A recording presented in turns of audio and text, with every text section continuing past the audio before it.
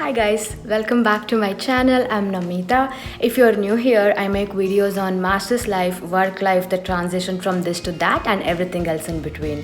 Today, let's talk about how to shortlist your universities, the ones that you want to pursue your master's degree in.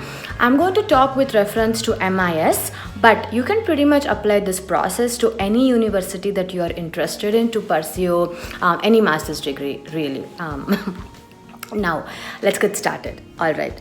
Before even I get started, let me tell you this. If you have a friend, a sibling, a cousin, if they have already pursued their masters in the United States, if they're studying here, listen to them. They are going to be the best source of information for you and they're going to help you make the best decisions, all right? Because nobody can tell you, give you personalized advice than somebody who knows you and have gone through this experience. Now that that's out of the way, let me give you my journey really, because this whole process, I wish I could break it down into step 1, step 2, step 3, do this, do that, and you're going to be done with it.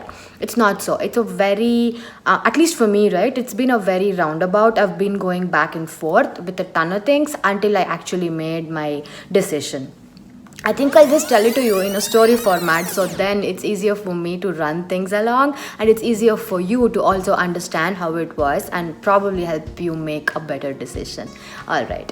Now, when I decided that I wanted to do my master's degree, I was working in Akamai. I think it had been 1 year or so, and I was like, okay, I think I want to take up higher education. One of the first few people I discussed my plans were my boyfriend's sister and brother-in-law, because they were already in the US. Both of them have their masters in MIS, and what better source for me than somebody that I could trust. What I did was I told them I was interested in MIS and I have so-and-so GPA and I was working in Akamai back then and I've always been interested in this and that subject, and they felt like MIS is a good fit for me. So I spoke to them about their university. Both of them went to UB, Buffalo, and I was like, okay, that works for me, because for me, I had a very strict budget. I knew that I did not want to invest more than XYZ dollars into my education. Why am I telling you this? It's simply because universities in the United States have a very wide range of fee structures and cost of living. Depending on where you are, you can be spending somewhere around $20,000 a year and upwards. It entirely depends on you, the living cost, but it also depends on the city that you're in. Like for example, if I went to NEU here in New York, my living cost would have been 4 times what I spent in Texas. So for me, I knew I did not want to invest more than certain amount of money to my education. So my choice of universities were the ones that were considered to be mid-range, right? So then what I did was I started going to GRE classes because I kind of knew that I did not have the time, neither the amount of effort that it would take if I had to prepare for GRE myself. I wanted to come into US for fall 2017, so that gave me roughly an year to 15 months to prepare for it. So what I did was I went to GRE classes, I took mock exams. I think by 2 months time, I was sort of sure about my GRE score range. I needed somewhere around 308 and 310 and above to get into Buffalo, and I was averaging between 310 and 315, and I was happy with that. I did not want to go to classes for TOEFL, and TOEFL for me was like a month after my GRE exam, so I was like really happy with my GRE scores. So what I did was, keeping in mind that I will end up in a score somewhere in 310-ish ranges, I shortlisted my universities based on my budget. Right, my GRE finally came up to be 310 in the one time GRE that I wrote. I only wrote it one time because I knew I would get into Buffalo. I had a really good shot if I had 310. So then what I did, a month into it, I wrote my TOEFL. I got 111, 3.85 GPA, and I had a really good SOP, and I also had my letters of recommendation from my undergrad, my head of the department, my manager that time in Akamai, and I had a pretty decent application. So When I was shortlisting universities, the ones that were for me were obviously I started with the ones that I found everywhere. Lot of posts on Quora about okay, MIS you can do in this and that college. There were like 10 to 12 universities in that list. And then whatever was in my GRE range, those were for me Buffalo, there was NEU, Northeastern Boston, there was UT Dallas, there was UT Arlington, that was safe for me. There was San Jose, there was USC, California.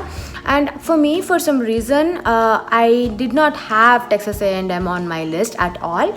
I'd always told myself that it was unattainable for me because Texas A&M's GRE requirement at that time was 318 and plus, if I remember it right, and like 36 months of work experience and like 100 plus TOEFL, I guess. I don't really remember.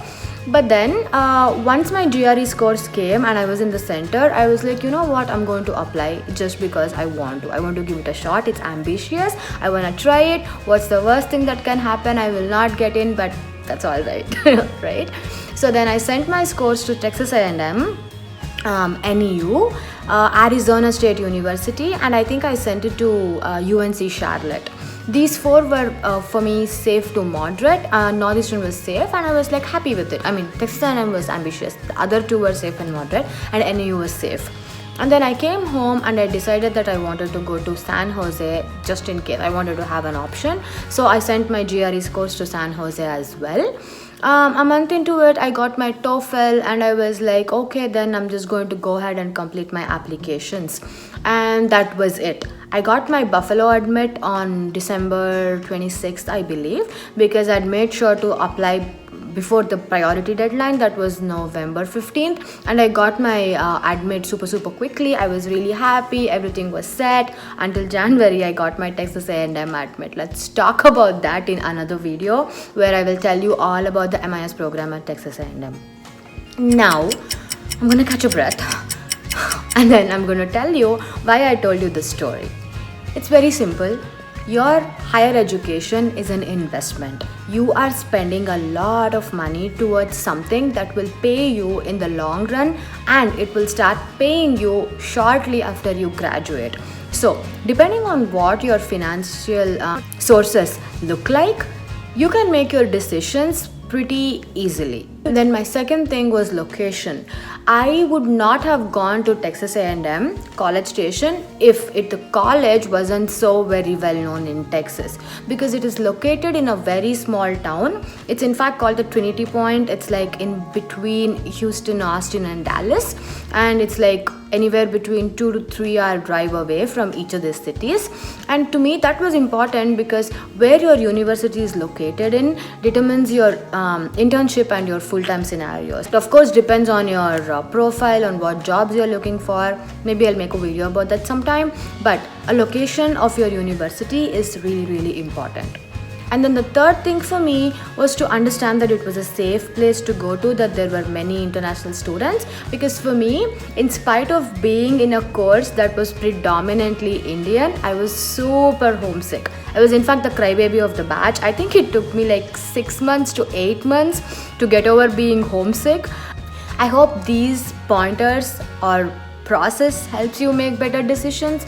To do all these, you can of course use all the resources I mentioned in my previous video. If you haven't watched it, I'm going to link it in the description box, and you can let me know if you have more questions that these videos haven't answered for you.